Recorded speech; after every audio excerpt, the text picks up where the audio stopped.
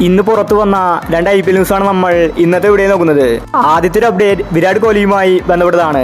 രാജസ്ഥാനുമായിട്ട് തോറ്റ് RCB പുറത്തായി. ഒരു കപ്പ് പോലും RCBക്ക് നേടാൻ സാധിച്ചിട്ടില്ല.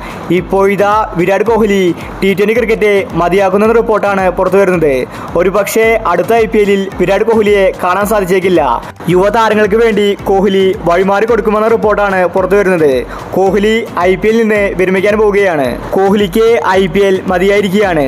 ഒരുപാട് വർഷമായി ഒരു കപ്പിന് വേണ്ടി ആഗ്രഹിക്കുന്നു. പക്ഷെ ഇതുവരെ കോഹ്ലിക്ക് അത് നേടാൻ സാധിച്ചിട്ടില്ല. കോഹ്ലി ഇപ്രാവശ്യത്തെ T20 വേൾഡ് കപ്പോടെ T20 മതിയാക്കുമെന്ന റിപ്പോർട്ടാണ് പുറത്തു വരുന്നത്. അടുത്തൊരു അപ്ഡേറ്റ് രാജസ്ഥാൻ ടീമിനെ സംബന്ധിക്കുന്നതാണ്.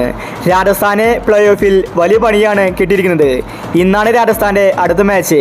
ഹൈദരാബാദാണ് രാജസ്ഥാന്റെ എതിരാളികൾ. ഇന്നത്തെ മാച്ചിൽ കനത്ത മഴയ്ക്ക് സാധ്യതയുണ്ടെന്ന റിപ്പോർട്ടാണ് പുറത്തു വന്നിരിക്കുന്നത്. ഇന്ന് മഴ പെയ്താൽ റിസർവ് ദിനം ഉണ്ടായിരിക്കും. റിസർവ് ദിനത്തിലും മഴ പെയ്താൽ പണി കിട്ടുക രാജസ്ഥാനാണ്.